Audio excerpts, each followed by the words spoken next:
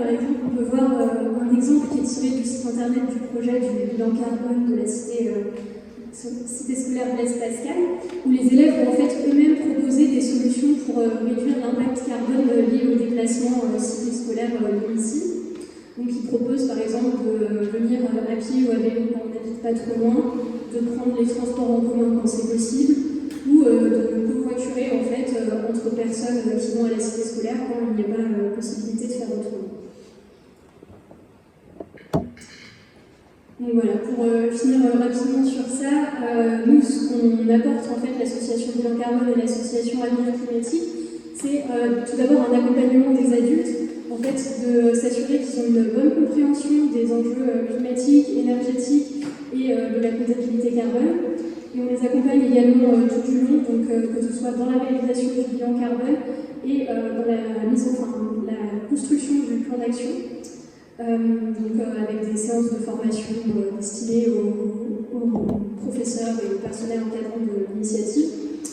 Et on fournit également du coup, des ressources pédagogiques qui sont directement à destination en fait, des élèves pour les former sur ces enjeux énergie, climat, etc. Et surtout pour leur faire sentir qu'ils peuvent être capables d'être force de proposition dans le volet action, dans la construction du plan d'action. Et donc voilà, cette année, on suit 5 collèges et lycées en Ile-de-France pour cette initiative. Du coup, je vais relaisser la parole à Benjamin. Donc oui, on va enchaîner, mais c'est vrai qu'on a voulu un petit peu baisser parce que c'est un projet sur lequel on travaille et qui fait lien en fait avec cette thématique. Donc c'est en ce sens que ce petit déjeuner s'est construit autour aussi des projets qu'on mène. Mais je vous propose, le but n'est pas vraiment de rentrer dans le détail, c'était juste de présenter cette initiative très rapidement. Et je vous propose de laisser le micro aux jeunes ambassadeurs du climat, donc je vais tout de suite leur passer la parole.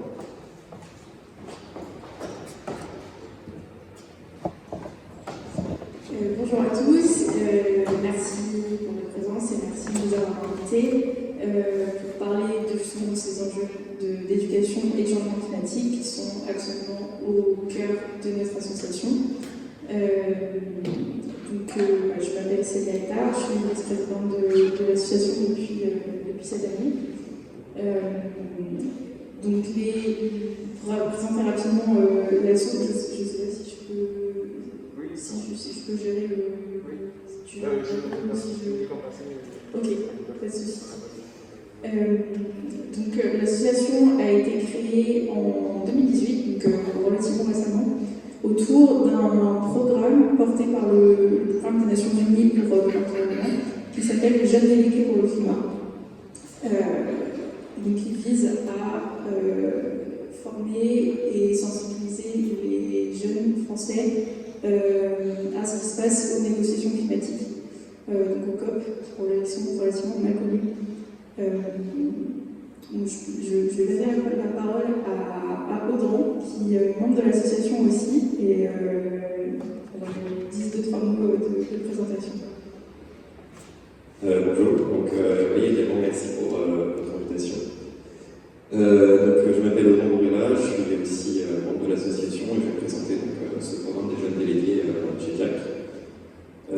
C'est un programme qui, comme l'a dit Célia, qui est porté à la base par le PNUE et donc il s'agit en fait de 2 personnes qui sont des jeunes délégués qui ont un mandat de 2 ans et qui font partie de la délégation française aux négociations internationales, donc à la fois au COP et aux intersessions, parce qu'il y a des COP qui sont chaque année souvent vers novembre, et également des intersessions en juin. Donc en fait, il y a, on va dire, 2 COP par an quasiment. Donc pour 4 séances de négociations internationales. Donc c'est quelque chose qui est vachement important pour eux parce que effectivement en fait ça permet d'intégrer des jeunes aux négociations, ça permet d'intégrer des jeunes dans la délégation française et c'est pas seulement en plus, ils font pas seulement de la figuration parce que la délégation leur fait vraiment confiance, ils participent aux meetings, ils font des visioconférences, ils sont vraiment dans la délégation, donc c'est 2 personnes, 2 jeunes qui y participent.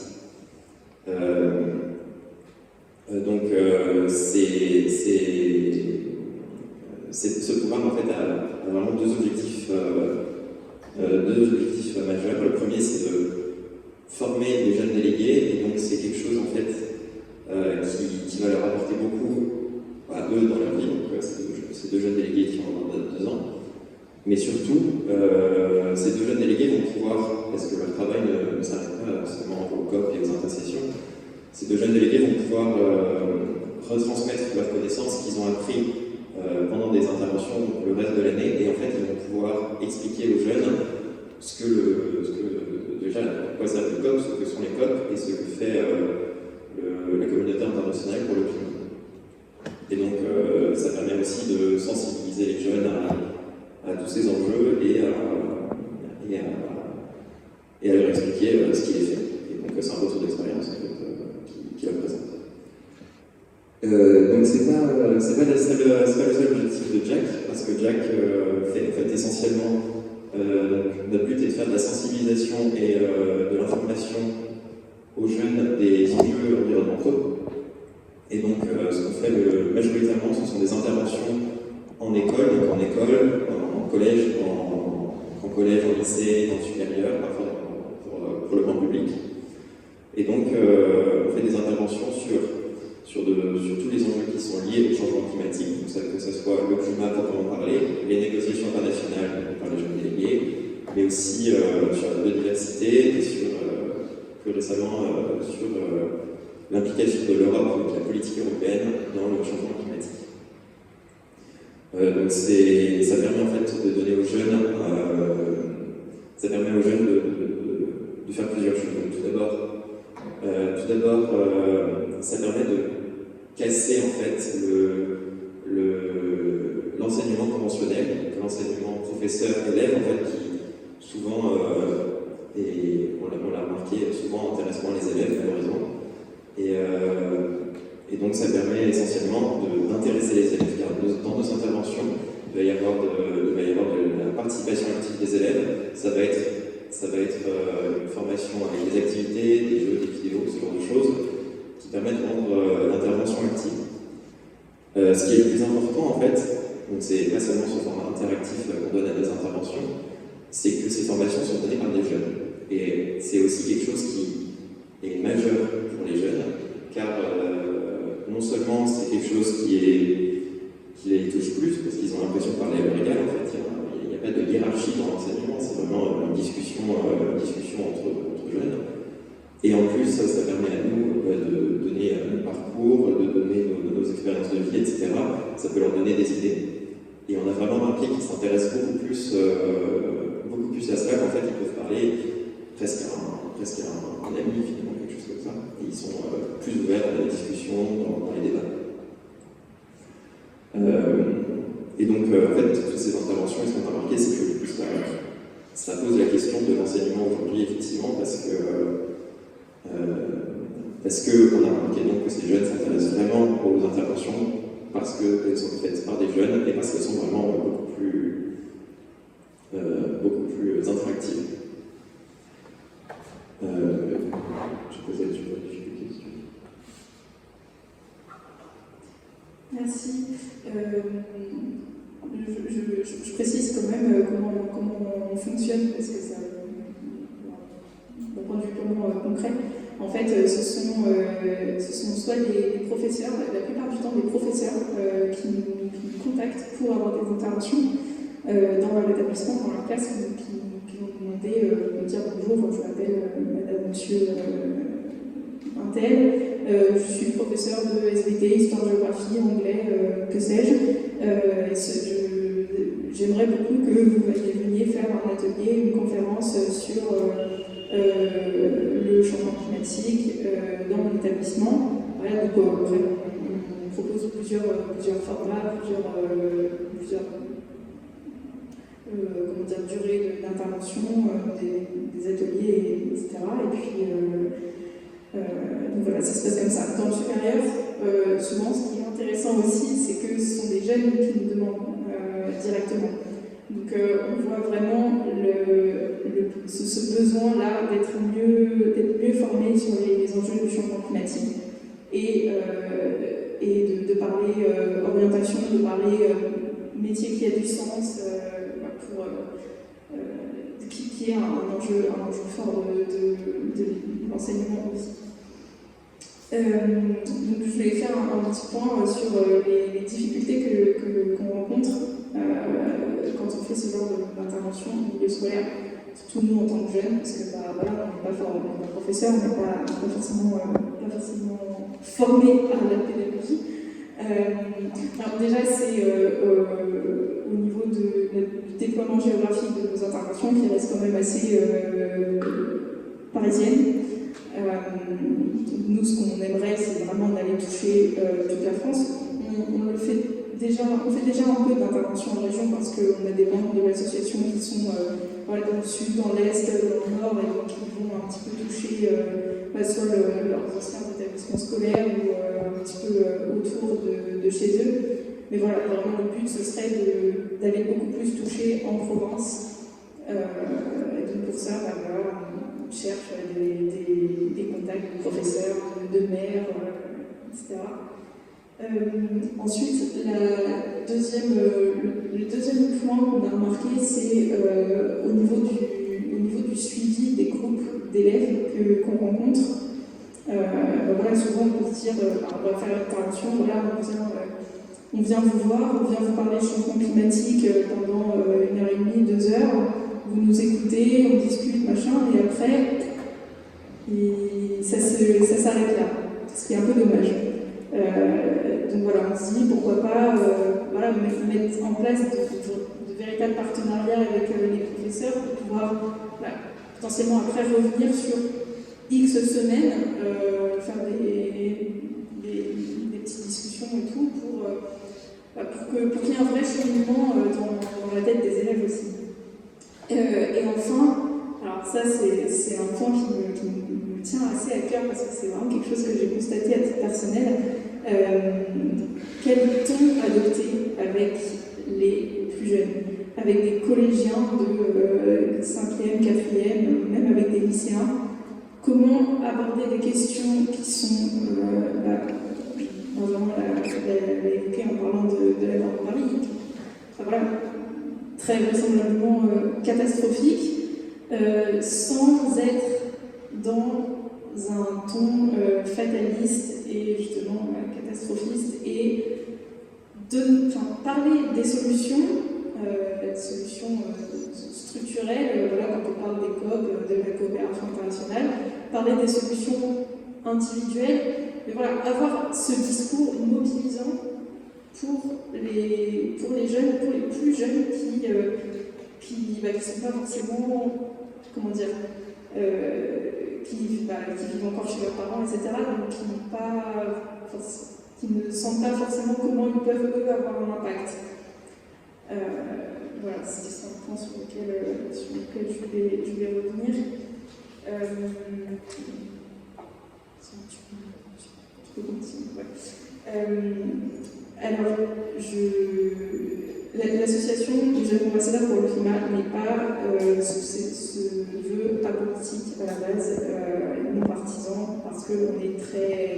En fait, comme on a été créé autour du programme de délégué, comme ça a été dit, on est très lié au ministère de la transition écologique, ce qui nous impose un certain devoir de réserve, donc on ne va pas aller faire dans l'activisme militant, etc.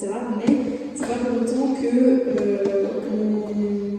ne revendique pas certaines choses, et notamment sur le sujet de l'éducation.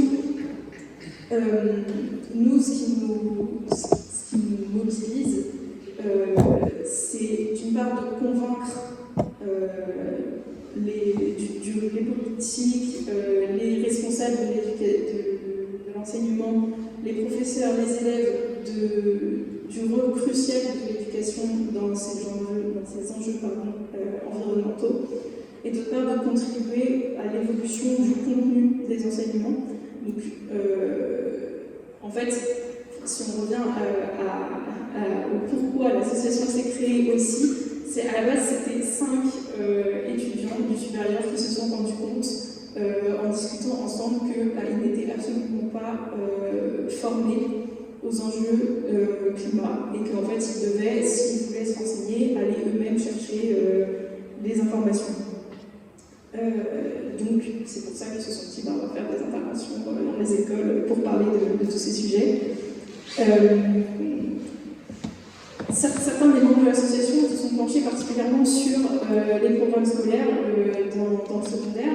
Ils ont constaté que récemment, il y a eu des évolutions vraiment dans le bon sens pour intégrer les questions de développement durable et de climat dans les programmes, notamment de terminale. Après, c'est encourageant, mais je pense qu'il y a encore des lacunes et qu'il faut aborder ces enjeux vraiment transversaux, pourquoi pas un peu plus tôt. Également, mieux former les professeurs, puisque voilà, on constate que ce sont aussi eux qui réclament des interventions dans leurs établissements. Donc c'est pour ça que aussi Jack s'est associé à un projet porté par des étudiants en école d'ingénieur, il me semble, qui s'appelle Cerise. Donc ça veut dire centre pour la recherche et l'information sur le secondaire et l'environnement, pour le secondaire et l'environnement.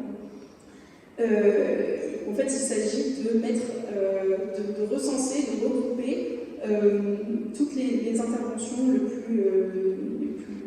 en s'assurant de leur objectivité, de leur fiabilité scientifique et les contenus de cours pour permettre aux enseignants d'aller chercher des informations dont ils ont besoin.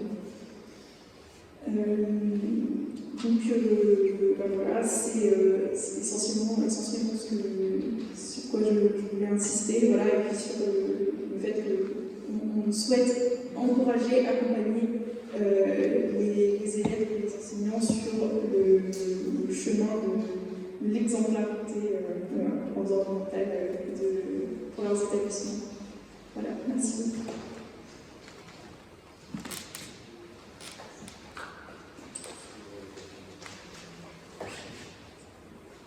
Merci beaucoup. Merci beaucoup pour cette intervention. Si vous avez des questions, on vous en parlera à la fin. On va vous quelques sur le moyen de mobiliser sans automatiser. On y reviendra, mais en tout cas, c'est bonne aussi cette notion d'éducation, de difficulté dans les éducations fait lien avec ce que va nous présenter David, notamment son action au sein de l'Office of Climate Education, de l'action de cette association en général.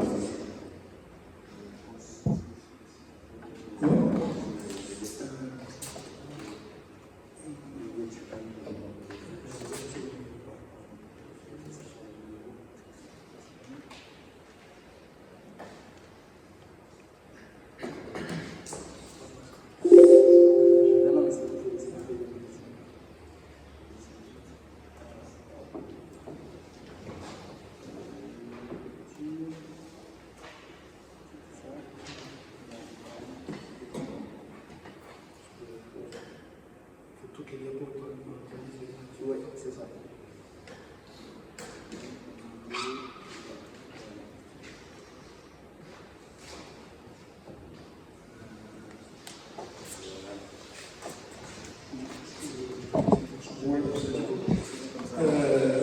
Bonjour à tous.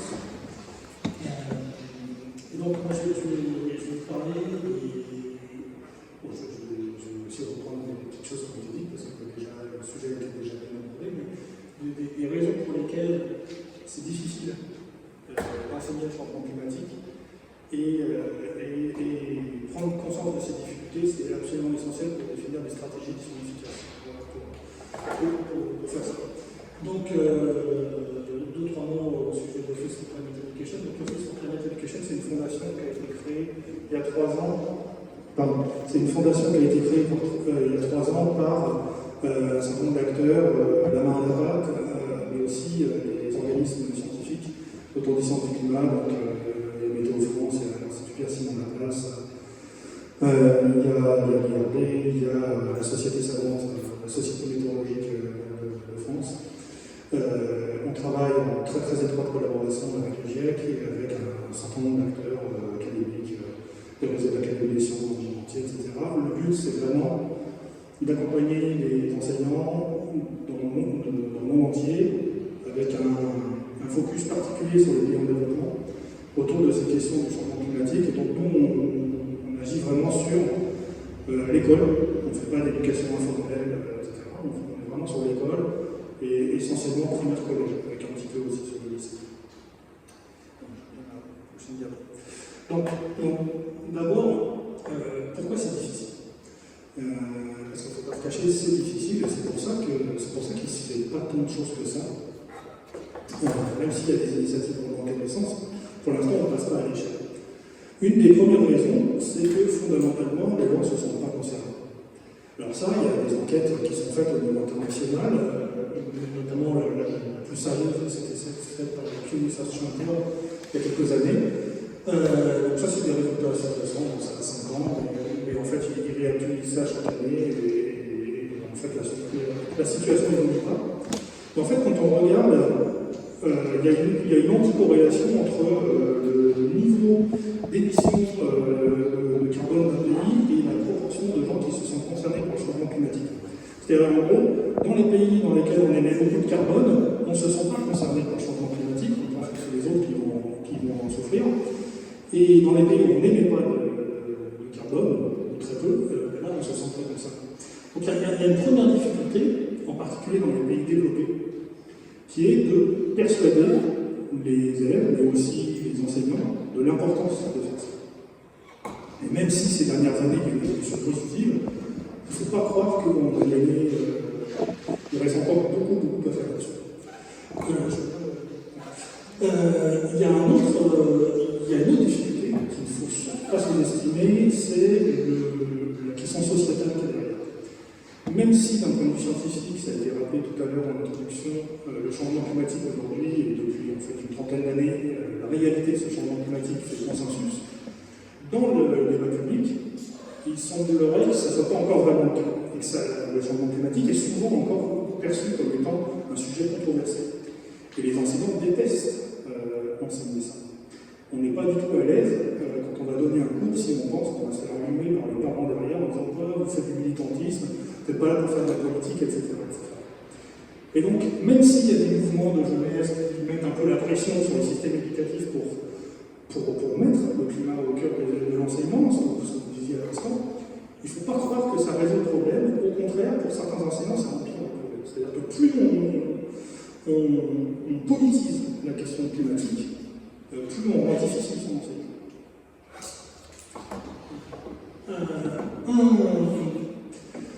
Un troisième problème, c'est un problème plus didactique.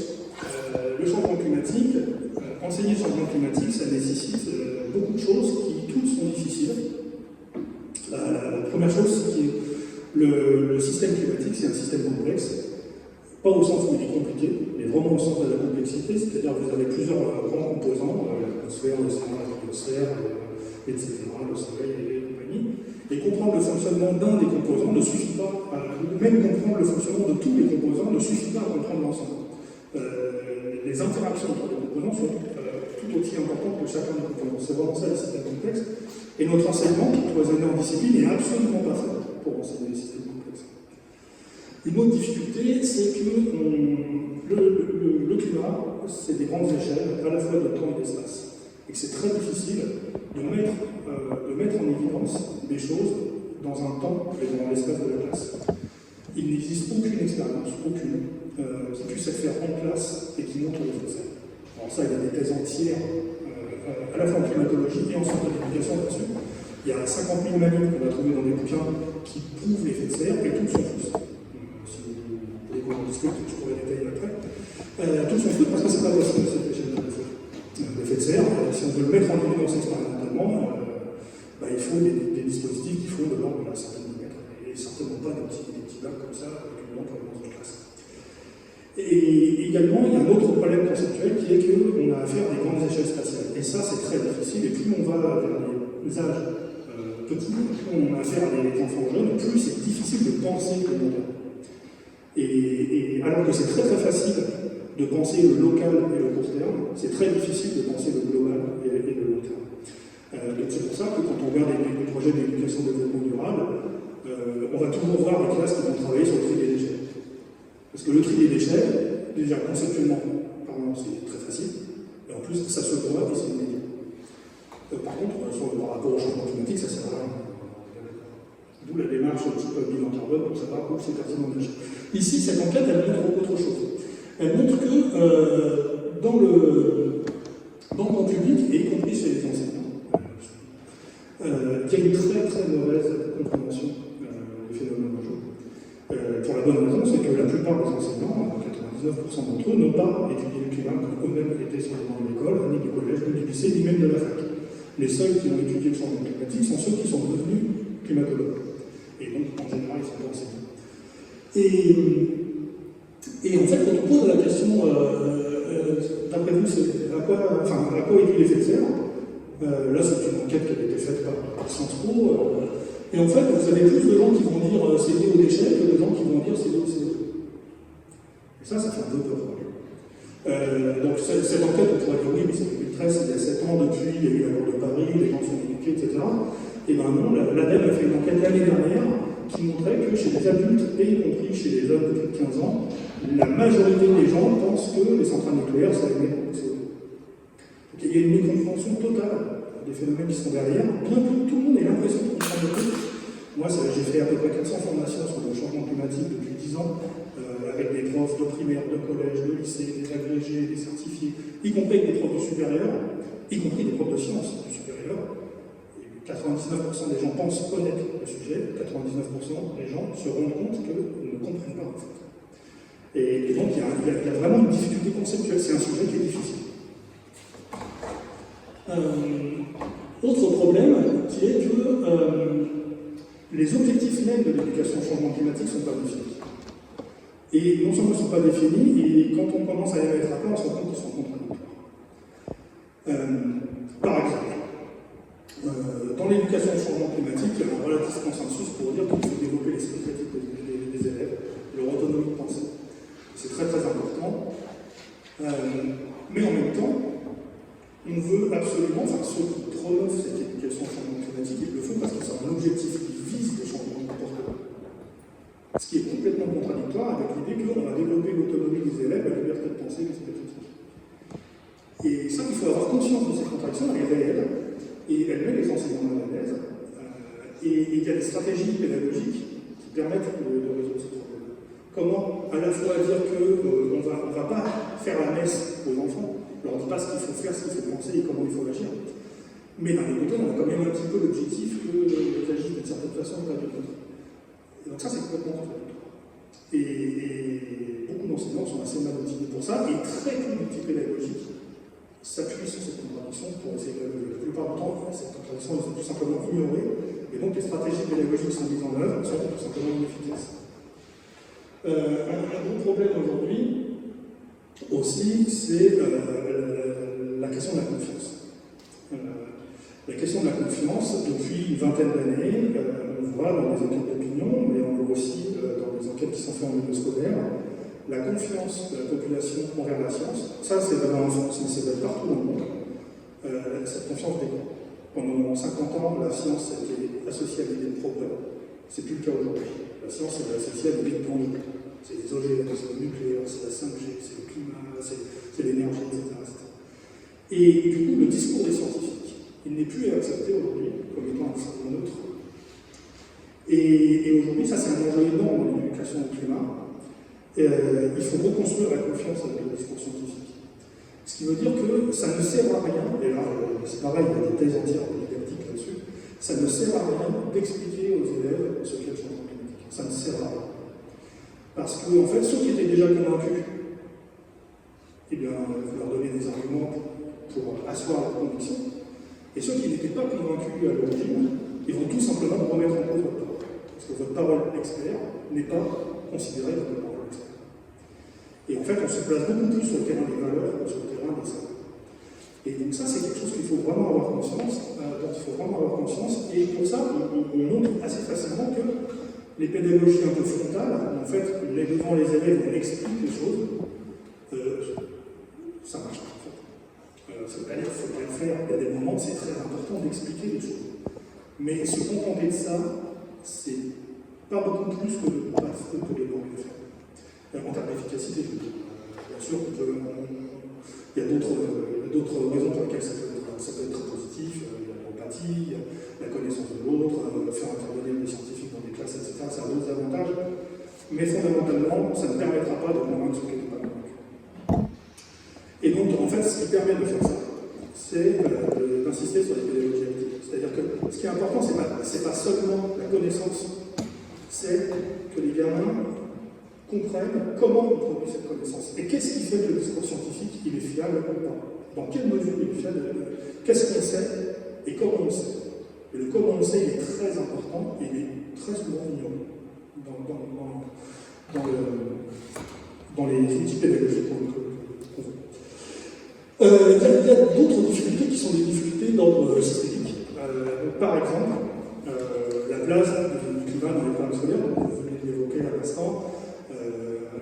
Effectivement, dans le lycée en France, désormais, en particulier en terminale, il y a pas mal de contenus sur le climat, ce qui n'est pas du tout le cas encore avant. Au primaire collège, il y a un pas aussi qui va plutôt dans le bon sens. Mais si on prend un peu de recul, dans le temps et dans l'espace, déjà on voit qu'il y a ne serait-ce qu'un an, ce n'était pas le cas en France, et dans la plupart des pays du monde, c'est toujours pas le cas aujourd'hui. Donc l'UNESCO a fait une enquête en 2016, et ils sont en train de faire la même enquête cette année pour réactualiser, d'ailleurs je suis en rendez-vous avec eux la semaine prochaine pour ça. Cette enquête montrait que dans 70% des programmes scolaires de la planète, 2 programmes scolaires sur 3, il y a le mot environnement n'est même pas écrit. Si vous faites une recherche dans un PDF, vous verrez que le mot environnement n'apparaît pas, tout simplement. Et le mot climat, c'est dans 80% des programmes scolaires qui n'apparaît pas. Bon, ça, il n'y a que 20% dans lesquels le mot est présent. Alors je vous laisse imaginer dans quel pourcentage de programmes scolaires il y a un contenu ambitieux là-dessus. Donc en fait, c'est très très faible. Et évidemment, comment est-ce qu'on peut justifier, quand on est enseignant, de passer du temps à quelque chose qui n'est pas dans les programmes, alors que tout le monde sait que les programmes sont déjà très chargés, etc. Donc il y a une vraie difficulté ici aussi. Et on sait bien, vu que c'est des problèmes complexes, et qu'en plus, vu que le cours magistral ne va pas suffire, et qu'il faut vraiment travailler sur la démarche, etc., et se mettre en situation de recherche, de découvrir par soi-même, de comprendre comment fonctionnent les scientifiques, comment fonctionne la science, ça prend du temps. Ça prend beaucoup plus de temps que sur un cours magistral. Donc ça prend du temps, mais on n'a pas de temps. On n'a pas de temps parce que c'est pas dans les programmes. Ou très peu. Donc ça, c'est un problème. Et le dernier problème, enfin il y en a sûrement d'autres, mais je vous donne ceux auxquels moi j'ai été directement confronté ces dernières années, c'est qu'il y a très peu de ressources pédagogiques de qualité sur ce thème. Il y a énormément de ressources pédagogiques sur ce thème, énormément, mais très peu sont scientifiquement correctes, neutres dans la tonalité, il y a beaucoup de discours très militants, et l'école ne s'habille pas de militantisme. Et donc il faut en plus, ce discours militant, il vise à dire, enfin, il amène à dire des bêtises. Par exemple, même des fois, la meilleure des intentions, on parlait de Pompili tout à l'heure, il y a une semaine ou deux, Pompili a mis un parterre de scientifiques pour annoncer un plan en cas du climat, et elle a commencé son discours en disant les scientifiques avec le GIEC nous disent on a 10 ans pour agir. Et j'étais là, mon voisin, qui est climatologue, avec lequel je travaille beaucoup, il s'est dit, il a dit citez-moi une seule ligne du rapport du GIEC qui dit on a 10 ans pour agir. Le rapport du GIEC n'a jamais dit ça, et ne le dira pas. Les rapports du GIEC ne font aucune recommandation, quelle qu'elle soit. Ils ne disent pas il faut agir, il faut faire ci, il faut faire ça. Tout simplement parce que le GIEC n'a pas le droit de le faire. C'est pas dans son nom.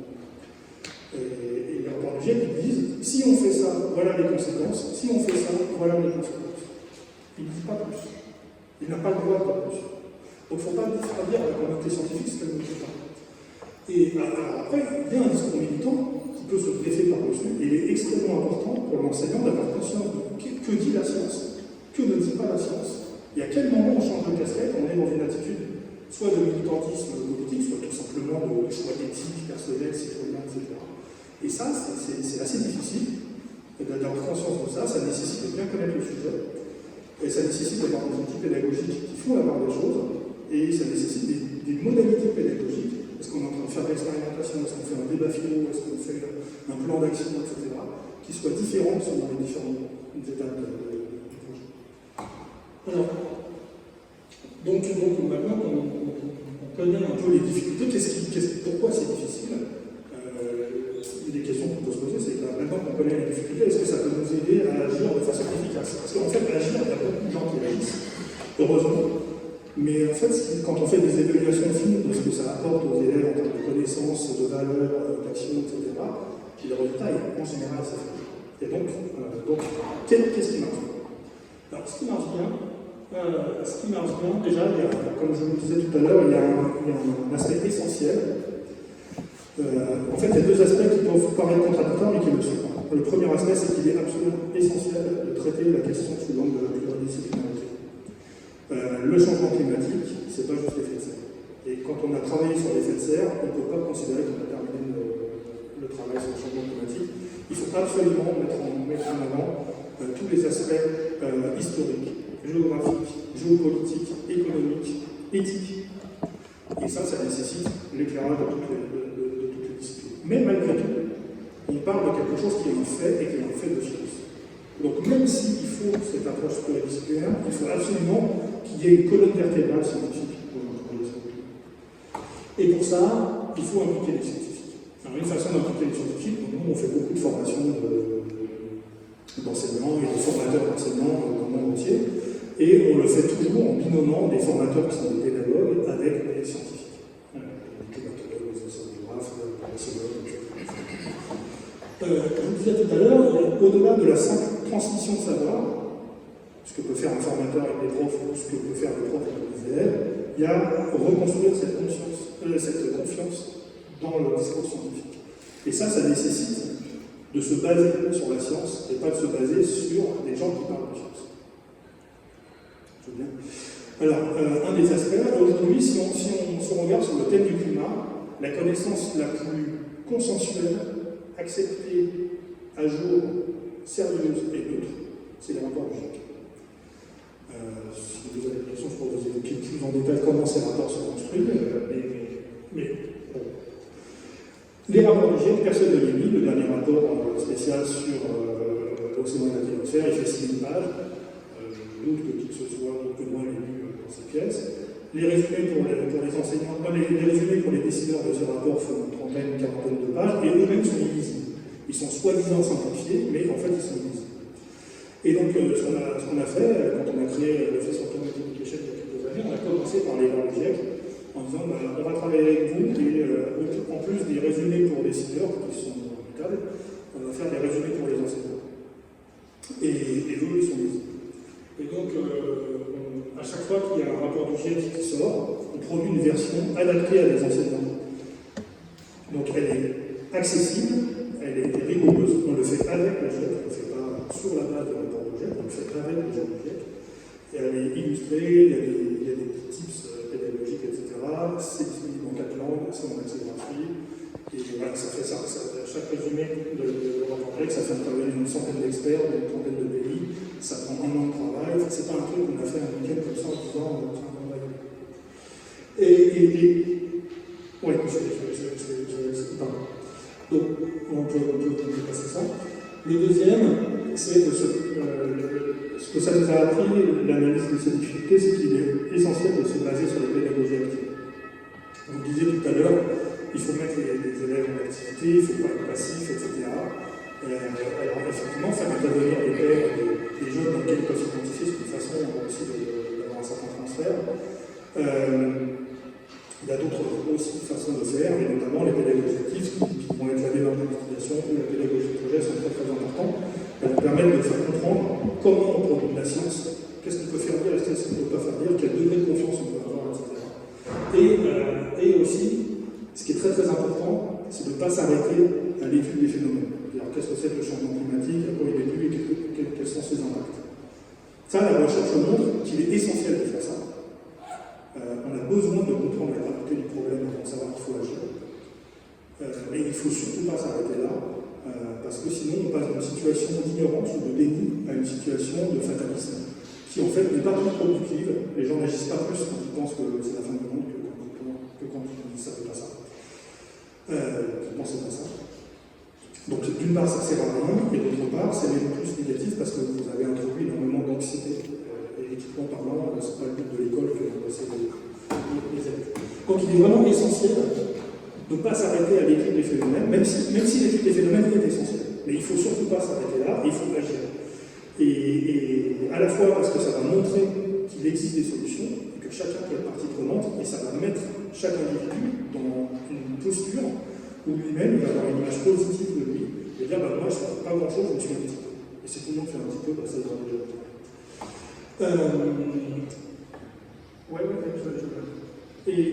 Encore un petit peu. Et donc, nous, qu'est-ce qu'on fait? Indépendamment de travailler avec le GIEC pour simplifier et mettre à disposition des rapports du GIEC, des enseignants des rapports du GIEC, on produit des outils pédagogiques qui mettent en avant ces approches dont je vous parlais, avec de l'expérimentation, de la modélisation, du débat philo, des activités en sport, en français, en histoire, en sciences évidemment. Tout ça pensé de façon cohérente d'un point de vue progression conceptuelle, etc., etc. Donc ça, c'est des gros manuels, voilà, comme ça nécessite le travail de 100 personnes pendant 2 ans. C'est un travail assez conséquent, beaucoup d'organismes scientifiques, mais aussi beaucoup d'ONG ou d'autorités, enfin d'institutions éducatives, le ministère de l'Éducation, des universités, etc., etc. Et donc on produit des outils pédagogiques, et ces outils pédagogiques sont gratuits. Celui qui était affiché là, ce manuel, il va être lancé bientôt, enfin il est déjà en ligne, mais on va lancer le projet officiellement dans quelques semaines. C'est sur le thème océan biosphère, parce qu'il y a un rapport spécial du GIEC océan biosphère. Donc nous, à chaque fois qu'il y a un rapport GIEC, on construit une panoplie d'outils pédagogiques qui accompagnent ce rapport. Donc il y a un outil pédagogique, il y a le résumé du rapport GIEC pour les enseignants, donc le résumé du rapport GIEC pour les enseignants. Il y a des outils multimédia, des animations multimédia, des capsules vidéo, etc. Et on accompagne produire des outils pédagogiques, même s'ils sont super, on espère qu'on fait des choses bien, même si c'était des outils parfaits, ce que ça n'est évidemment pas, ça ne suffirait pas. La formation et l'accompagnement des enseignants, c'est un truc qui est absolument clé dans cette affaire. Si on veut passer à l'échelle, il faut déployer des formations, il faut former des profs, et il faut former des gens qui forment des profs. Donc ça, c'est quelque chose qu'on fait beaucoup depuis plusieurs années, en France, mais aussi dans le monde. Et quand on fait des formations, on rend public les protocoles de la formation sur notre site internet. Non seulement on trouve des ressources pour les élèves, des ressources pour les profs, mais aussi des ressources pour les formateurs, qui expliquent de façon clé en main comment est-ce qu'on peut, en 6 heures, faire une formation sur le changement climatique et l'océan, ou comprendre l'effet de serre, ce genre de choses. Ouais, c'est la fin. Et dernière chose, il est essentiel aussi d'accompagner les projets de terrain, mais ça c'est des choses que vous faites, et je pense que ce que tu vas nous présenter sur les écoles, ça va permettre de faire ça. Je pense que c'est la fin. Bon, voilà, ça on s'en fiche parce que le travail n'est pas spécialement international. Le plaidoyer politique, la réforme des programmes, etc. On en discutera plus tard si ça vous intéresse. Et puis, ça. Bon, merci. Désolé si j'ai pas. Pas de souci, David. Merci beaucoup pour ton intervention. Il y a des choses extrêmement intéressantes sur notamment le lien pour l'intérêt, l'intéressement au changement climatique et le rapport avec les émissions du pays, c'est assez incroyable. C'est à voir. C'est quelque chose de très intéressant. Et aussi sur le lien sur la pédagogie frontale qui ne marche pas. Donc, c'est des choses qui, je pense, sont peut-être des modes d'intervention un peu différents. Et comme maintenant, je vais laisser la parole à Julie Setchurné, donc responsable du programme Éco-École Interagir, qui va présenter justement cette démarche de terrain menée par Interagir.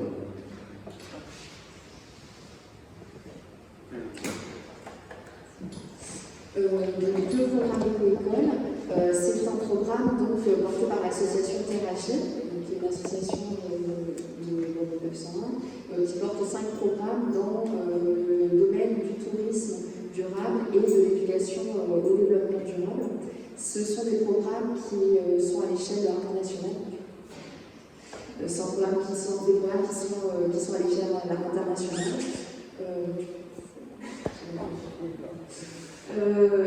Rapidement, peut-être avant de vous en dire plus sur ce qu'on fait au sein de l'achat du programme Éco-École, un petit rappel de l'éducation au développement durable dans les milieux scolaires en France. On a avec quelques grandes dates internationales. Donc, 1972, la première conférence mondiale sur l'environnement. Et en France, en 1977, c'est la première fois qu'on retrouve en fait dans les programmes scolaires, en tout cas dans l'éducation nationale, le terme d'éducation à l'environnement. Donc on est sur la notion d'éducation à l'environnement à ce moment-là, en 1977. Je vous ai mis un petit extrait de la circulaire qui mentionne cette introduction de l'instruction des élèves sur la question de l'environnement. Ensuite, le sommet de la Terre en 1992, donc, qui, dans son plan d'action de l'agenda 21, qui ressort du sommet de la Terre, met comme une des actions nécessaires la réorientation de l'éducation vers une éducation plus durable. En France, en 2004, la Charte de l'environnement introduit à un niveau constitutionnel pour la première fois des droits et des devoirs relatifs à l'environnement. Et au niveau de l'éducation nationale, la traduction en fait, de ces nouveaux droits introduits au niveau constitutionnel se retrouve donc, dans la première circulaire de généralisation de l'éducation à l'environnement pour un développement durable, qui est publiée en 2004. De 2004 à 2011, trois grandes circulaires vont sortir au niveau de l'éducation nationale pour favoriser le développement de cette éducation à l'environnement, puis à l'environnement pour un développement durable, puis éducation au développement durable, qu'elle garde encore aujourd'hui, avec au départ du grand principe reposé sur ce qui est l'éducation au développement durable en 2004, puis en 2007, donc une intégration de certains thèmes et certaines problématiques relatives au développement durable dans les programmes d'enseignement. Et également à ce moment-là la création des comités académiques pour l'éducation au développement durable, et également le démarrage de la promotion de démarches de développement durable dans les établissements scolaires français. Donc entre 2011 et 2015, la poursuite de cette politique engagée. En 2013, l'inscription de l'éducation et développement durable dans le code de l'éducation est une étape, on va dire, supplémentaire de franchise. C'est cette année-là que le ministère de l'Éducation nationale lance la labellisation E3D, donc établissement en démarche de développement durable.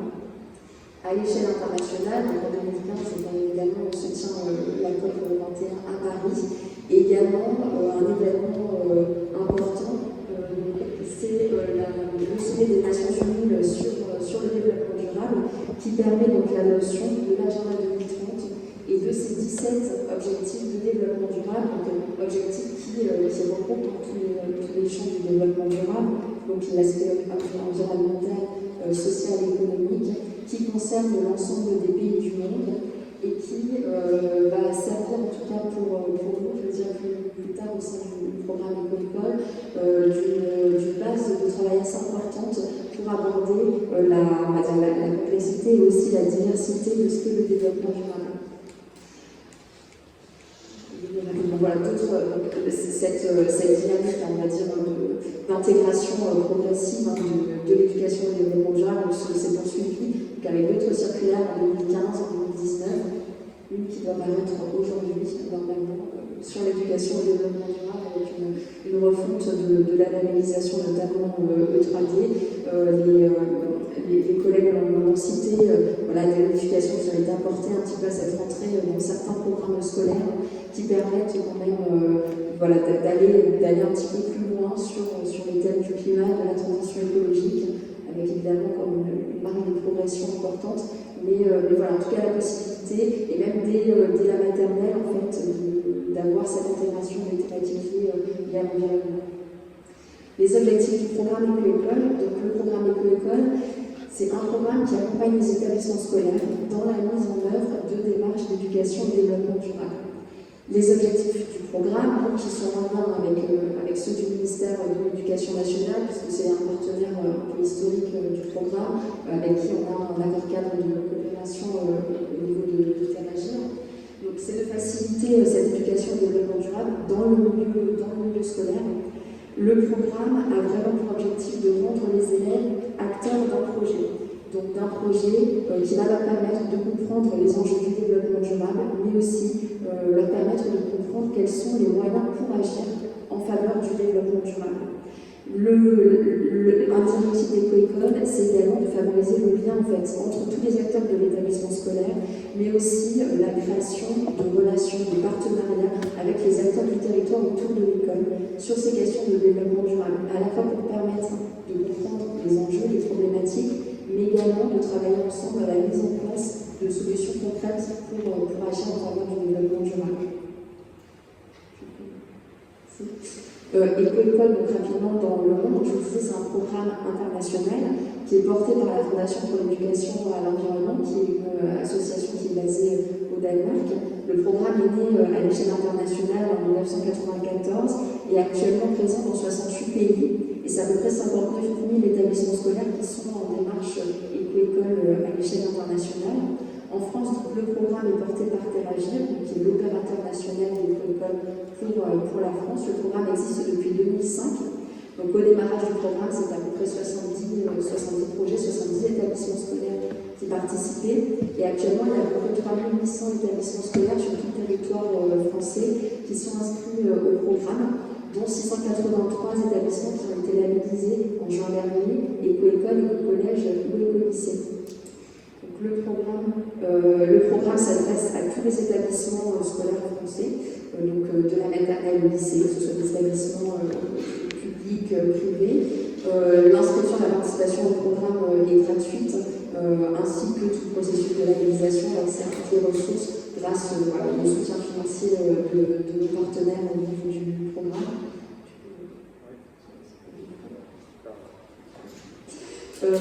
L'inscription au programme se fait assez simplement en ligne. Ce qui est important, c'est que ce soit une volonté de l'établissement scolaire de s'engager dans ces démarches de développement durable. Je précise, c'est important, ça ne peut pas être un projet uniquement porté par une seule classe, un seul enseignant. L'idée, c'est vraiment que ce soit un travail qui soit fait au niveau de l'établissement scolaire, en sachant que ça peut commencer par un petit groupe de personnes et s'étendre petit à petit. Mais il faut bien un accord de la direction de l'établissement pour engager l'établissement dans le programme. Ce qu'on propose au niveau d'Éco-École, c'est d'accompagner les établissements scolaires dans la mise en place d'un projet chaque année qui va permettre de travailler sur différentes thématiques liées au développement durable. On a une équipe de 6 personnes qui est là pour répondre un petit peu tout au long de l'année aux questions que peuvent nous poser les établissements scolaires inscrits au programme.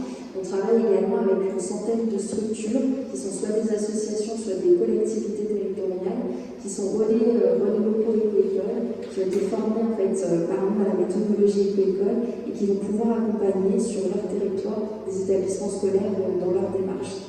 Et également, donc, ceux qui le souhaitent peuvent demander à être labellisés. Éco-École, Éco-Collège, Éco-Lycée à la fin de chaque année scolaire pour leur projet. Donc, Éco-École s'inscrit et s'appuie sur les objectifs de développement durable pour permettre aux établissements scolaires d'appréhender le développement durable dans sa dimension vraiment globale. Pour cela, on propose en fait aux participants de choisir chaque année une thématique de travail qui va être approfondie pendant l'année. L'idée n'est pas d'empêcher de travailler sur divers sujets à la fois, mais plutôt de permettre une entrée facilitée dans la démarche. On sait parfois travailler sur les questions de transition, de développement durable, d'environnement, ça peut paraître complexe et vaste. Donc ce qu'on propose, c'est de choisir un sujet prioritaire de travail dans l'année pour vraiment l'approfondir. Sachant que bien évidemment, l'objectif est que chaque année, l'établissement scolaire choisisse un sujet différent, une thématique différente, pour petit à petit approfondir les différentes thématiques qui sont proposées dans le programme. Et là aussi, une thématique, c'est un peu une porte d'entrée, mais en travaillant par exemple sur l'alimentation, on va pouvoir travailler aussi sur les déchets, sur le climat, sur différents aspects. Le programme propose donc de s'appuyer sur une méthodologie qui va permettre la participation en fait, de tous dans la mise en place de cette démarche de développement durable. L'étape première, c'est une méthodologie de projet en fait, assez classique et donc adaptée à la mise en œuvre d'une démarche de développement durable en milieu scolaire. Le premier pas, c'est la constitution d'un comité de pilotage, d'un éco-comité, qui va réunir des représentants, on va dire, des différents acteurs, des différents corps présents dans l'établissement scolaire. Donc des enseignants, du personnel de direction, du personnel technique, administratif et surtout des élèves. C'est un élément clé, les élèves sont vraiment au cœur de la démarche du projet et doivent être présents et acteurs à chacune des étapes. Donc des élèves doivent être présents dans le comité de pilotage pour participer à la prise de décision au même titre que les autres participants. En dehors du personnel de l'établissement scolaire, donc l'objectif de ce pilotage est également qu'il permette la participation d'autres acteurs, de parents d'élèves, d'élus, de la collectivité, de partenaires associatifs qui vont pouvoir être associés au projet, voilà, de différents acteurs du territoire. À partir de la constitution de ce comité de pilotage, sur le thème principal qui est choisi pour l'année, l'étape suivante est la réalisation d'un état des lieux, d'un diagnostic de l'établissement scolaire sur cette thématique. C'est vraiment une étape qui est fondamentale en fait. Souvent, voilà, on pourra avoir un petit peu tendance à la passer en disant on a créé un groupe, on va la passer à l'action. On est bien dans une démarche d'éducation et de développement durable. Bien évidemment que le projet a pour objectif que les établissements engagent des actions qui vont permettre de contribuer concrètement à une amélioration, une réduction de l'impact sur l'environnement. Mais on est bien dans de l'éducation et du développement durable. La partie de diagnostic est fondamentale parce qu'elle va permettre notamment aux élèves, aussi aux adultes, mais surtout aux élèves, de comprendre quels sont les enjeux et les problématiques dans l'établissement scolaire sur cette thématique en particulier, d'identifier les possibilités d'amélioration en faisant ce constat de qu'est-ce qui existe, qu'est-ce qui n'existe pas, quel est notre impact sur l'environnement actuel sur cette thématique-là. Donc c'est vraiment une démarche d'enquête auquel les élèves doivent être associés, qui vont passer par des formes très diverses. On peut aller faire un questionnaire auprès des élèves pour savoir comment est-ce qu'ils viennent tous à l'école le matin, si on travaille sur l'alimentation, voilà, aller enquêter auprès de la restauration scolaire pour savoir comment sont composés les menus, d'où viennent les repas, c'est vraiment un élément fondamental de la méthodologie. Une fois ce diagnostic, cet état des lieux réalisé, de manière aussi collective et participative, un plan d'action va pouvoir être défini donc sur l'année scolaire. Ce plan d'action doit à la fois comprendre des actions de sensibilisation qui vont permettre d'aller plus loin sur la compréhension des enjeux et des problématiques liées à la thématique à aborder pendant l'année, de toucher un maximum de personnes dans l'établissement scolaire, donc un maximum de classes, bien évidemment, au-delà du comité qui peut piloter le projet, et également des actions concrètes qui vont permettre d'améliorer la gestion, le fonctionnement de l'établissement sur la thématique choisie.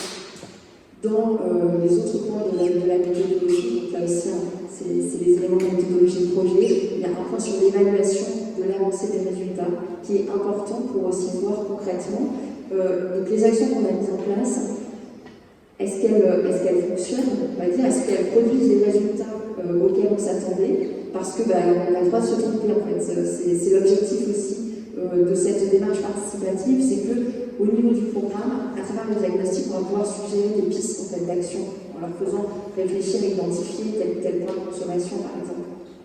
Mais aucune solution n'est proposée par le programme. C'est vraiment l'établissement scolaire, aux participants de réfléchir aux actions à mettre en place. Et donc l'analyse et l'évaluation des résultats va permettre aussi de se rendre compte que parfois certaines actions ne permettent pas forcément d'améliorer la situation comme on l'aurait pensé.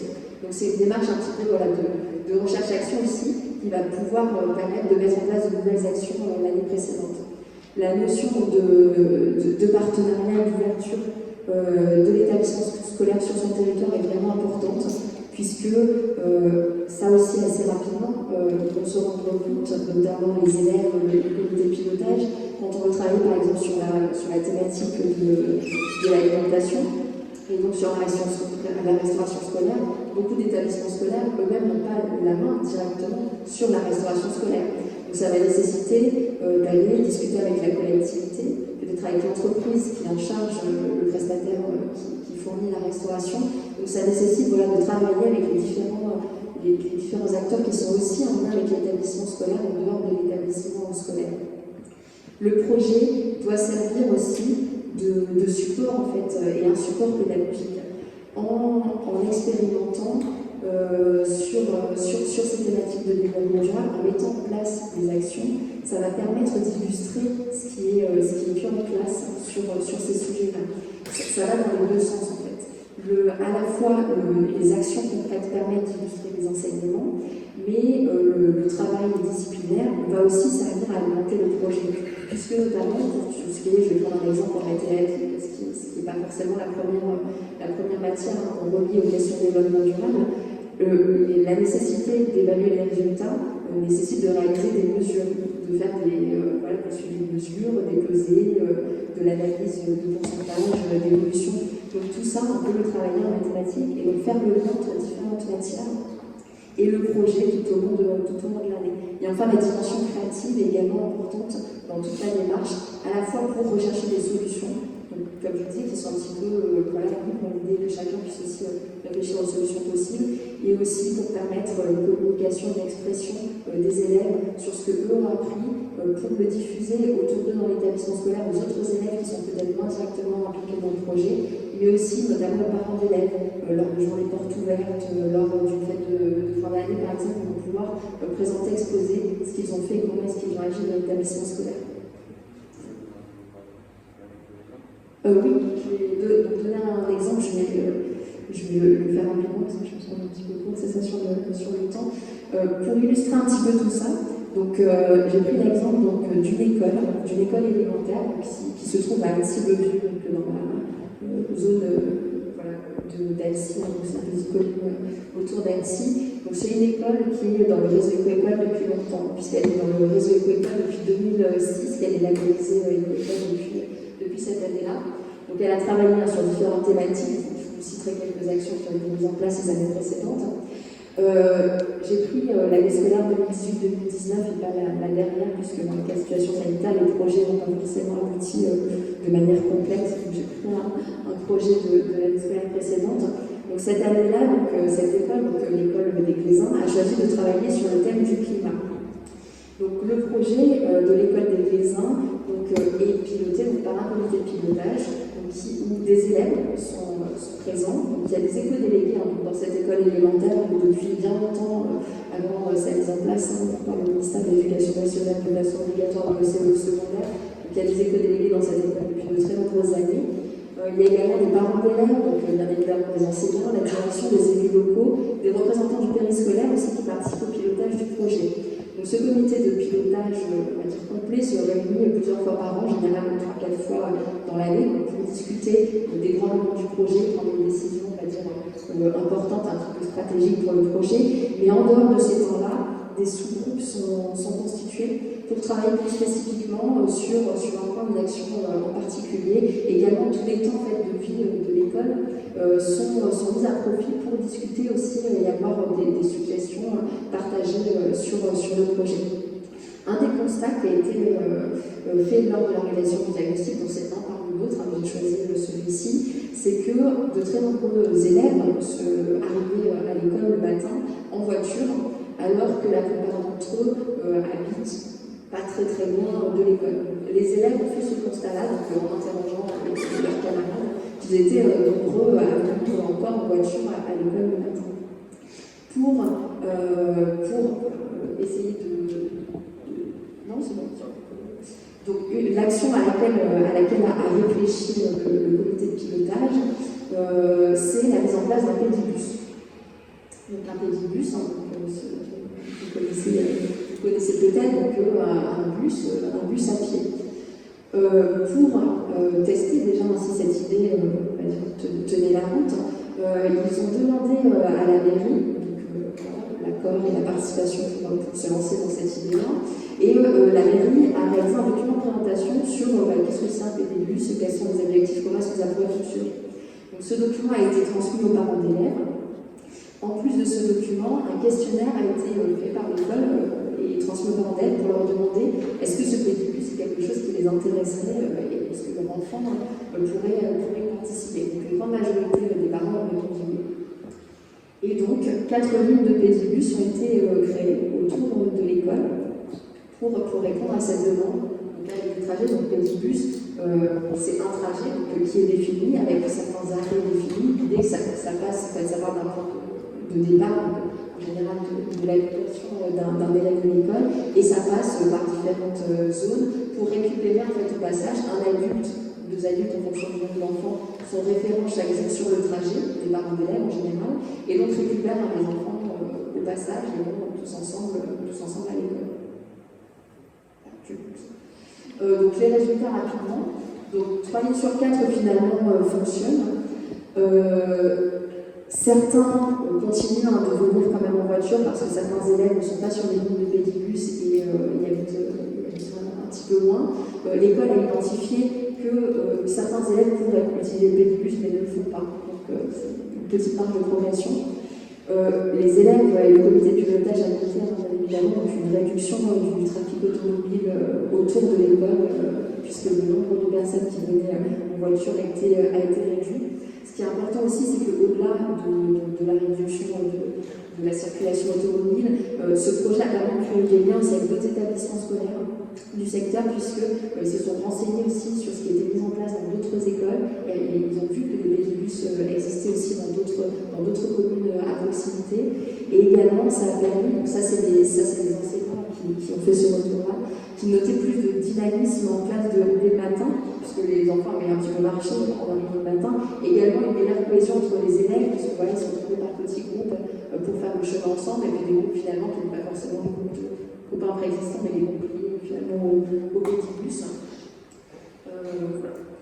Donc là, juste, je vous ai mentionné quelques autres actions qui avaient été faites dans le cadre du travail sur d'autres thématiques les années précédentes, sur la thématique énergie, voilà, l'étude de la consommation énergétique de l'école, réalisation d'affichettes pour sensibiliser aux économies d'énergie, étude des différents types d'énergie, réalisation de maquettes fonctionnant à l'énergie solaire ou éolienne, visite d'une maison passive qui leur a permis ensuite de travailler sur la réalisation d'une maquette de maison éco-responsable avec des artisans, toujours cette notion de partenariat, et sur d'autres thématiques, voilà, l'eau, installation d'un récupérateur d'eau pluie, tri compostage sur les déchets, la thématique un peu classique d'entrée, voilà, des thématiques liées à la biodiversité, etc. Rapidement, donc j'allais dire les quelques points que je voulais retenir en conclusion sur la méthodologie de projet proposée par le programme qui pour nous permet de donner à la fois une compréhension aux élèves sur ces enjeux de développement durable, mais aussi leur donner la possibilité de passer à l'action. Le travail aussi, la méthodologie de projet favorise l'interdisciplinarité et permet de faire de l'établissement un lieu d'expérimentation et d'imaginer des solutions qui sont ensuite possiblement reproduites par les élèves et leurs familles ensuite. Merci beaucoup Julie. Alors je vous excusez de vous presser, mais c'est frustrant, mais on va essayer de garder un temps pour la question. On a commencé aussi à retard pour attendre les derniers arrivants. Donc merci pour ces 3 interventions. Je ne sais pas si vous avez des questions que vous aimeriez poser. En tout cas, moi j'en ai quelques-unes aussi. Je vous donne le micro.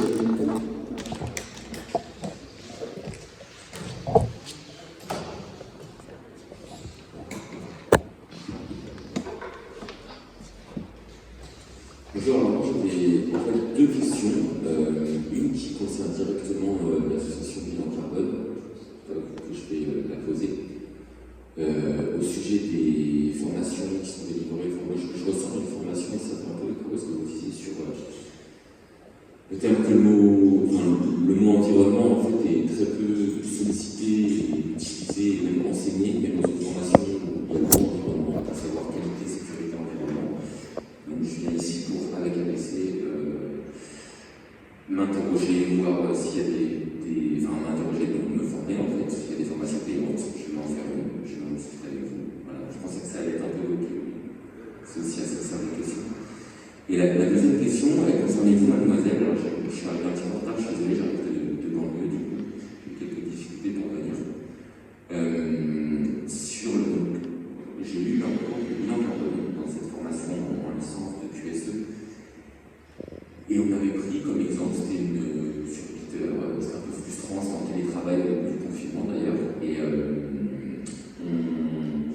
Vous avez évoqué rapidement les 6 postes, 6 fixes, alimentation, transport, et il y en a 3 autres que j'arrive pas à sortir là maintenant.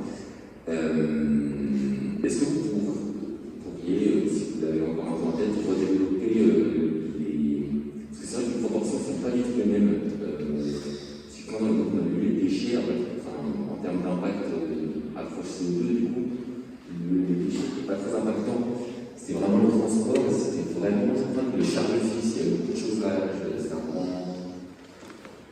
une grande université, il y avait beaucoup de kilowattheures à générer pour le chauffer. Et voilà, je voulais juste le remettre en tête parce que typiquement, les établissements scolaires ou faire quelques audits en fait en partenariat avec cette formation ABC pourrait être intéressant, donc c'est pour avoir un exemple un peu plus développé. Voilà, merci. Est-ce que le je vais répondre rapidement sur les formations. Je vous invite après à venir en parler avec nous, parce qu'on va essayer de se concentrer sur les enseignements climat. Là, on sort un peu de notre cadre avec ces événements, c'est-à-dire de comptabilité vraiment, on essaie de faire le lien et de parler des enjeux de sujets qui font lien avec le climat. Sur l'aspect comptable et sur l'aspect formation, en effet, ce que vous avez pu avoir en fait avec l'équipe de l'avenir climatique sur ce bilan carbone, c'est en fait une initiation à la comptabilité où, pareil, pour un établissement universitaire, on va mettre en avant les postes. Et en effet, souvent, très souvent, comme on l'a vu sur l'expérimentation de l'EBC avec le lycée de la réalisation de la carbone, ou dans le cadre de l'expérimentation, de la présentation d'une initiative TRG, c'est toujours les déplacements qui sont toujours c'est ce qu'on appelle le scope 3, les émissions de qui sont un peu plus impactantes. Concernant les formations et le mot environnement, comme le mentionnait David, sur le fait que c'est pas souvent intégré dans les formations. Nous, étant donné qu'on est vraiment sur la comptabilité des émissions de gaz à effet de serre, on ne va pas se tourner vraiment sur les mots environnement. On va vraiment insister sur les pouvoirs réchauffants, les gaz à effet de serre, ces choses-là. Donc, peut-être, je pense qu'on peut en discuter après, et je n'ai pas de souci, on pourra. Autour d'un café. Autour d'un café, exactement, mais on en discute. Le but étant peut-être que c'était vraiment orienté comptabilité, formation. Je vous propose qu'on en discute après. Et si par contre d'autres personnes ont des questions,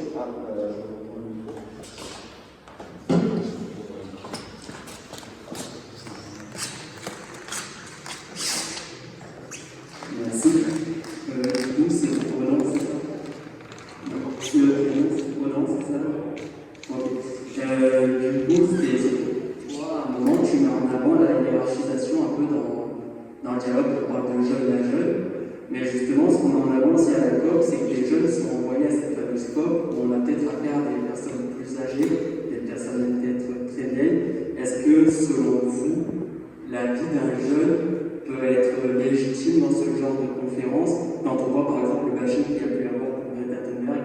Est-ce que je vous pose la question même à tous les deux, est-ce que vous pensez qu'il y a une utilité ou est-ce que vous vous sentez vraiment concerné quand vous parlez à des personnes plus âgées que vous? Je pense qu'il y a effectivement une vraie utilité parce que tout d'abord, comme je l'ai dit, les jeunes sont vraiment intégrés à la délégation et donc en tout cas pour la délégation française, ils font partie à part entière de la délégation. Je leur demander comment ils ressentent leur contact avec les autres délégations, avec les autres membres. Ça, je ne sais pas si tu as des. Mais surtout, il n'y a pas seulement, en fait, les COP, c'est pas seulement les négociations techniques ou les négociations sur le climat, il y a aussi énormément de choses autour. Et donc, typiquement, il y a un projet, je ne sais pas comment dire ça, mais il y a quelque chose qui s'appelle Yongo.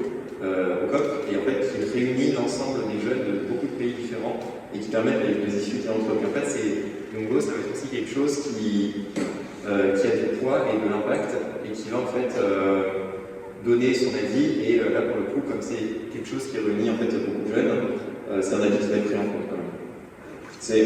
En fait, je pense qu'on pourrait faire un peu le parallèle avec les associations au COP, parce qu'effectivement, les associations ou ce genre de choses, il existe des sphères dans lesquelles elles peuvent parler entre elles et donner leur avis.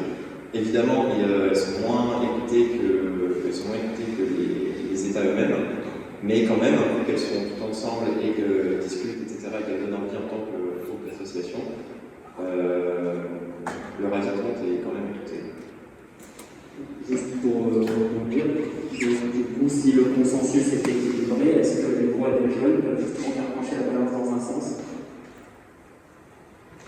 En fait, il y a une part significative au COP de la part de ces groupements de la société civile. Alors, on a parlé de l'IMO, celui de la jeunesse, il y a celui des chercheurs, des industriels, plusieurs groupes de la société civile comme ça qui interviennent à l'occasion d'événements, de conférences, etc. et dans les sessions plénières. Et j'ai souvenir pour être allé à une session en Allemagne en 2019, à la fin de la plénière de clôture en fait, des négociations, et en fait tous les membres du niveau, justement, tous ces jeunes de tous les pays du monde, on parle de presque 200 pays, hein, enfin, c'est assez fort, qui se sont levés et qui ont commencé à chanter ou à prendre la parole chacun à leur tour et tout, et qui ont été suivis par le président de séance, etc. C'est quelque chose de prenant, c'est quelque chose de fort, et politiquement, c'est quand même quelque chose. Donc après, enfin, voilà, ça reste dans la démonstration, c'est théorie, donc voilà, c'est un peu ça. D'accord, merci. Est-ce que d'autres personnes ont... Bonjour, alors merci, tout d'abord merci à tous parce que j'ai trouvé ça très intéressant. Marianne Cailleux de l'association Boré. Moi j'ai juste une question, alors parce que le DIAC parlait d'une question sur le ton à adopter. Donc ma question s'adresse un petit peu à vous tous pour savoir s'il y a effectivement des recherches qui sont faites sur la question, en fonction des publics, les plus jeunes, les plus âgés, et à qui vous faites appel pour vous faire aider là-dessus. Savoir comment s'adresser aux gens parce que voilà, j'ai noté effectivement qu'il ne fallait pas passer de l'ignorance à la panique, on devait justement précisément dans un milieu. Et voilà, comment faire pour ne pas figer les gens, soit d'ignorance ou soit de fréquence. Je complète parce que vous avez exactement cette question aussi. Il s'adresse aussi peut-être à la fois à vous et les jeunes ambassadeurs et aussi à David. Quand on parlait il est écrit penser le futur de façon positive, voilà, donc à quel point on apporte cette notion du ton et à quel point on fige, à quel point avec des enfants on peut aborder la notion du catastrophique, un peu d'éviter de figer dans la peur pour le passage à l'action. Donc c'est une double question.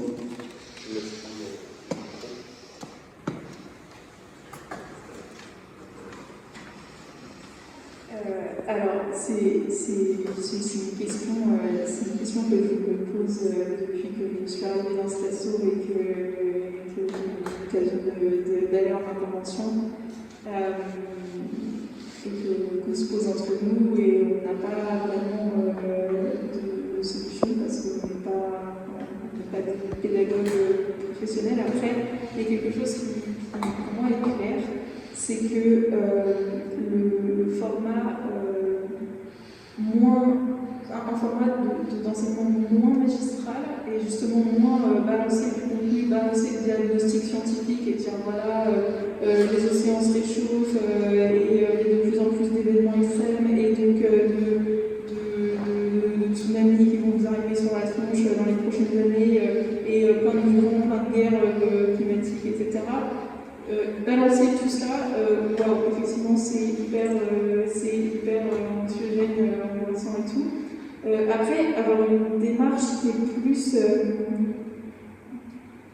qui fait plus appel à un cheminement personnel de la part des enfants.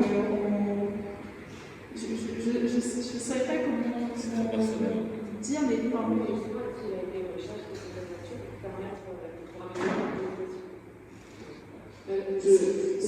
est-ce qu'il y a des recherches qui permettent cette fameuse communication pour toujours l'améliorer, ou est-ce que vous avez un petit peu laissé à l'école finalement, parce que pour l'instant personne ne sait quoi pour moi, nous en tout cas, c'est assez expérimental, on se rend compte de ce qui marche et de ce qui ne marche pas, et la réactivité des élèves, ça se sent tout de suite. Peut-être que Gaël peut compléter là-dessus. Oui,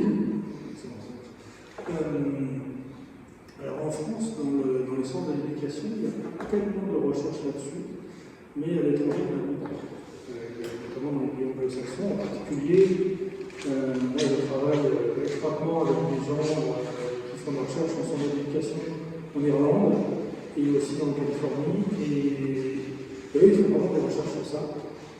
Et en fait, ce qu'ont montré ces recherches ces dernières années, c'est que le catastrophisme, ça ne fonctionne pas. Et alors que, ce n'est pas évident a priori, on pourrait imaginer qu'il y a besoin d'un électrochoc, il y a besoin que vraiment les gens aient la troupe pour enfin agir. En fait, ça marche pas. Et donc, il y a eu d'autres expérimentations qui ont été faites, où c'était l'extrême inverse, c'est un peu pédagogie bisounours, c'est-à-dire, vu que les catastrophismes, ça ne marche pas, on ne va surtout pas parler des problèmes, et on va partir plutôt en tête sur les solutions, qu'est-ce qu'il faudrait faire pour un monde meilleur, etc. Et ça ne marche pas non plus. Ça ne marche pas non plus. Et en fait, aujourd'hui, ce que montrent ces recherches, c'est qu'il est essentiel de passer par un moment où on prend conscience de l'ampleur de la tâche et de l'ampleur du problème. C'est essentiel. Ça n'a aucun sens de dire qu'on va agir, on va mettre en branle toute la société, etc. Parce que c'est tout, hein, c'est pas juste les petits gestes du quotidien, c'est un changement de paradigme profond dans la société. Les gens peuvent éventuellement accepter d'en payer le prix s'ils ont la compréhension de pourquoi c'est nécessaire de payer si cher. Donc il est essentiel d'aborder le problème sans trop de pudeur. Et donc de dire oui, ça ne va pas, ça va pas. Si on continue comme ça, voici les conséquences. Ça c'est essentiel d'en passer par là, mais il est très important de ne pas en rester. Et derrière, pour gérer cet aspect de l'anxiété, il y a une stratégie qui fonctionne. Je pense que vous en avez tous conscience ici, que ce soit pour les bilans carbone, parce que le bilan carbone en soi, c'est juste une étape.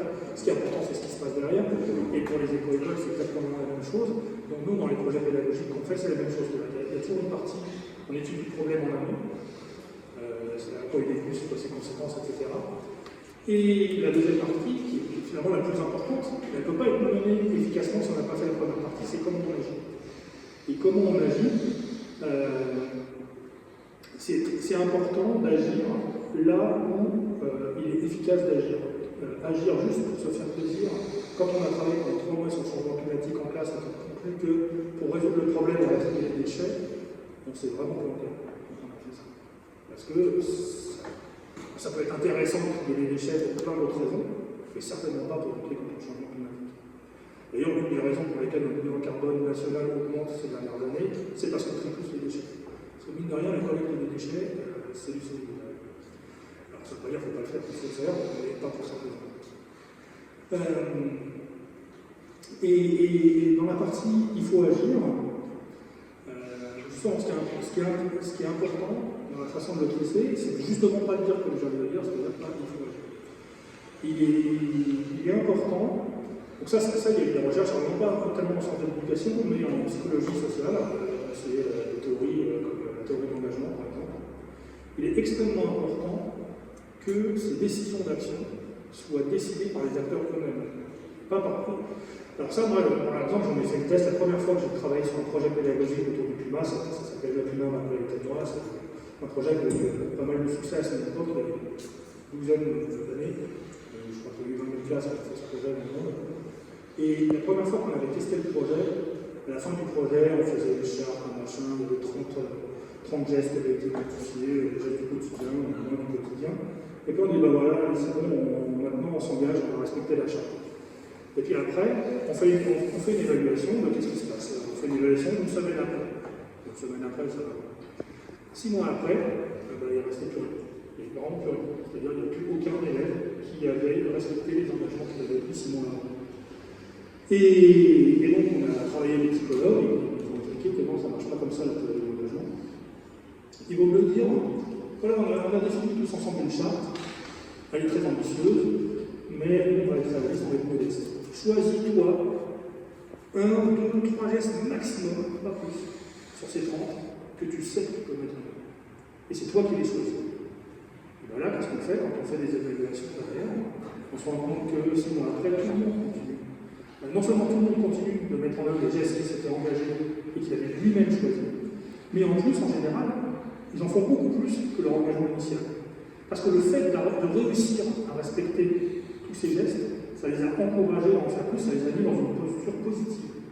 Alors que si on vous demande, vous vous imposez de respecter des gestes dont vous savez déjà dès le départ que vous ne pourrez pas les respecter, vous êtes déjà dans une attitude négative et vous allez vous décourager très très vite et à la fin vous êtes pourri. Et donc il y a un aspect qui est vraiment très important là-dedans, c'est que si on veut être efficace, il faut être très modeste avec les élèves, et c'est en étant modeste qu'on va avoir de l'impact. Et l'autre leçon de ça, c'est qu'il faut essayer d'évaluer cette pratique. Alors, on fait tous plein de projets, on a tous envie de faire plein de projets, il y a des choses qui sur le papier ont l'air des évidences, mais en fait ça ne marche pas. Et il faut vraiment garder ce lien avec la recherche, pas seulement la recherche de santé climat, mais aussi la recherche en santé d'éducation, en théorie, en psychologie, etc. Merci David pour ton éclairage. C'est quelque chose de très bien qu'on trouve aussi au niveau des entreprises. On a toujours tendance à demander des petites actions sur des points. Une fois qu'on a fait ce constat bilan carbone, des petites actions pour commencer en fait à s'engager avant d'aller vraiment plus loin dans des choses qui vont commencer à toucher à son modèle d'affaires ou des choses comme ça, parce que sinon c'est voué à l'échec directement. Je ne sais pas s'il y a d'autres questions. Oui. Bonjour, merci pour votre intervention. Moi je fais partie d'une association, je fais partie de JAC déjà, c'est une autre association qui s'appelle la Façon du climat et qui fait de la sensibilisation aussi, je pense que vous devez la reconnaître.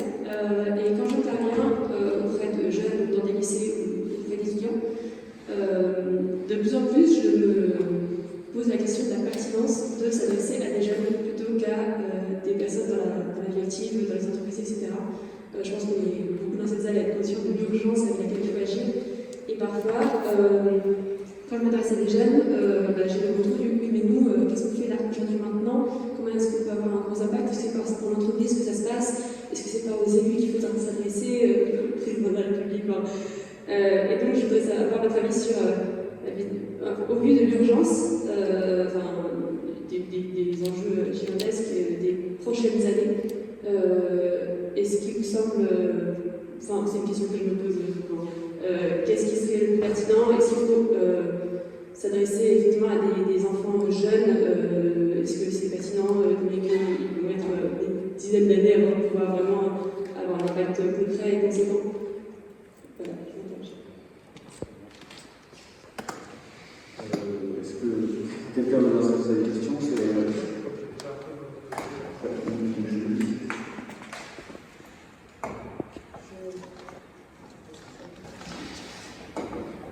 Est-ce qu'il faut s'adresser aux jeunes? Oui, je pense que ça reste important et essentiel déjà parce que oui, même si c'est urgent d'agir, je pense que c'est urgent et que la nécessité d'agir elle restera présente dans les années à venir. Donc c'est important que les enfants de plus jeune âge soient sensibilisés, comprennent les enjeux et la nécessité d'agir. L'un n'empêchant pas l'autre. Bien évidemment qu'il est aussi important d'agir avec les décideurs, les entreprises, tous les acteurs de la société. Peut-être un élément aussi important basé sur ce que nous on peut constater aussi dans les projets de l'école, c'est que quand on travaille aussi avec les jeunes, avec les élèves, on a aussi un impact qui va au-delà du jeune, de l'élève en lui-même, parce que il a des frères et sœurs, il a une famille, et souvent, bien évidemment, c'est pas un enfant de 6 ans qui va faire changer toutes les pratiques dans sa famille, mais en même temps, souvent, on le constate, et ça, des parents on a mené une enquête il y a quelques années qui nous a permis de constater, on va dire chiffre à la clé, que les pratiques de famille évoluent aussi grâce en fait à la prise de conscience et des connaissances aussi acquises par les élèves. Donc en touchant des élèves, on touche aussi un public qui est plus large que les élèves en eux-mêmes. Et en travaillant dans l'école, c'est quand même tout un microcosme autour de l'école. Donc on travaille avec des adultes aussi dans l'école, mais aussi avec tout un réseau d'acteurs qui est autour de l'école. Donc ça va au-delà de l'école. Moi, je voulais là-dessus.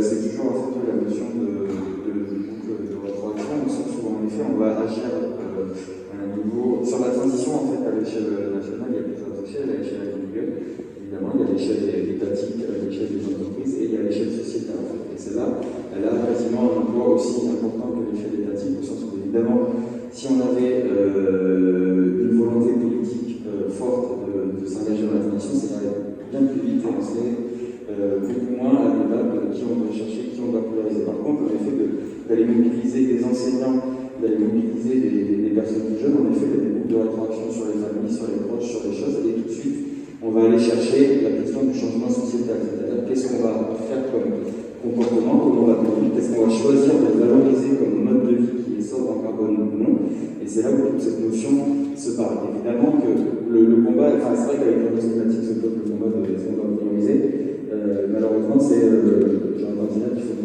aller taper sur tous les fronts le plus possible, et donc pour aller taper le plus possible, il faut former c'est le principe de la France, hein, c'est d'aller taper d'aller former le plus de gens. Je ne sais pas si des gens voulaient peut-être compléter. Vas-y, Gaël.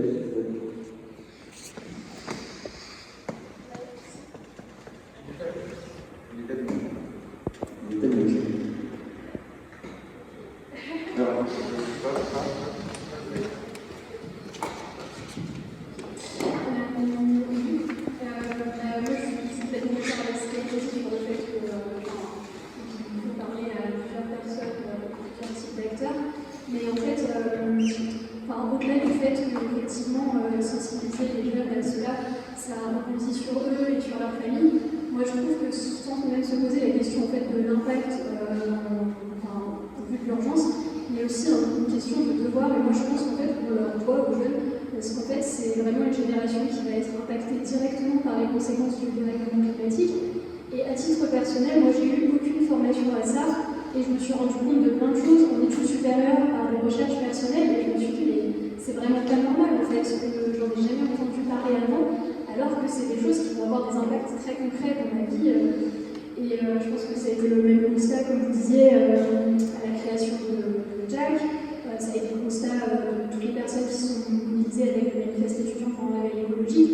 Et donc en fait, au-delà de cette question de est-ce que c'est plus utile, efficace pour avancer maintenant, c'est vraiment, en fait, on leur doit, en fait, pour pas qu'ils le découvrent tout nu plus tard en se disant mais c'est fou, on n'a jamais parlé de ça, alors que c'est hyper important et que ça va avoir plein de conséquences sur la vie. L'idée, c'est que, par exemple, je pense que c'est absolument fondamental de parler, de sensibiliser les jeunes, les parents, même les plus jeunes, parce que si on se rend compte que les décideurs d'aujourd'hui, qui ont été à l'école, dans quelques décennies en arrière, ne prennent pas, ne prennent peut-être pas suffisamment la mesure des choses, ne sont peut-être pas suffisamment ambitieux, etc. C'est ce qu'on leur reproche sans arrêt. C'est peut-être parce que eux n'ont pas été dans cette disposition d'esprit très tôt, et du coup ça a peut-être plus de mal à prendre à partir du moment où ils ont grandi dans un monde où on ne se posait absolument pas la question. Donc pour moi, en fait, la réponse à la question est évidente. Oui, il faut planter la graine dès le début, et puis, à titre personnel, si les parents sont sensibilisés à l'environnement, c'est un peu, je rejoins un peu ce qui a été dit, c'est essentiellement comme ça. Je voulais juste ajouter quelque chose. Je suis parfaitement d'accord avec tout ce qui a été dit. Il y a fondamentalement 3 arguments. Il y a un devoir moral de ces jeunes parce qu'ils vont encore partir particulièrement touchés. Il y a une question d'efficacité qui est que quand on touche des jeunes, on touche aussi leur famille. Je voulais juste revenir sur la notion d'urgence climatique que vous avez évoquée, qui moi personnellement me met un peu mal à l'aise. Elle me met mal à l'aise parce que d'une part elle est scientifiquement pas établie et d'autre part elle est plutôt démobilisatrice qu'autre chose. Je vais vous expliquer pourquoi en une seconde. C'est souvent le discours qu'on reçoit dans la communication publique, il est binaire, c'est-à-dire si on respecte l'accord de Paris, tout va bien, sinon c'est la fin du monde. C'est-à-dire en gros, à 1,9 degré c'est bon et à 2,1 c'est la catastrophe. C'est évidemment un continuum tout ça. Et le problème c'est que quand on dit voilà, il y a urgence à agir, déjà on nous dit qu'on agit déjà, on n'agit pas assez, mais enfin on agit déjà. Et surtout on laisse croire, et ça on voit de plus en plus, il y a des gens qui pensent que ça ne vaut pas le coup d'agir parce que c'est trop tard. Il aurait fallu agir, mais maintenant de toute façon c'est foutu, c'est mort, alors plus que c'est mort, autant en profiter. Il y a vraiment des gens qui pensent ça. Puisque de toute façon c'est foutu et qu'on est parti pour 4 degrés, ça ne vaut pas le coup de se fatiguer, et donc profitons de cette innovation. Et ça, c'est un discours qui finalement est démobilisateur, alors qu'en fait, ok, l'objectif c'est 2 degrés, mais 2 degrés, c'est pas un objectif qui tombe, c'est pas un chiffre magique. Pourquoi 2 degrés? Et pourquoi pas 1,5? Et pourquoi 1,5 et pas 1? Et en fait, il y a des raisons scientifiques derrière. Et si on n'arrive pas à avoir 2 degrés, bon, il faudra essayer 2,5. Et si on n'arrive pas à avoir 2,5, il faudra essayer 3, mais ça sera toujours mieux 3 que 3,5, 4. Et en fait, là, il y a des vraies raisons scientifiques derrière, les impacts ne sont pas du tout les mêmes. Mais à force de dire que c'est urgent et que si on n'agit pas dans 2 ans, c'est foutu, eh bien, on fait croire à beaucoup de gens que de toute façon, ça ne vaut pas le coup d'agir parce que les autres n'agissent pas. Alors les autres, ça peut être mon voisin, ça peut être la génération d'avant, ça peut être les Chinois, ça peut être. Enfin, tout le monde a un autre à pointer du doigt et qui n'agit pas et qui peut excuser que nous, finalement, ça ne vaut pas le coup.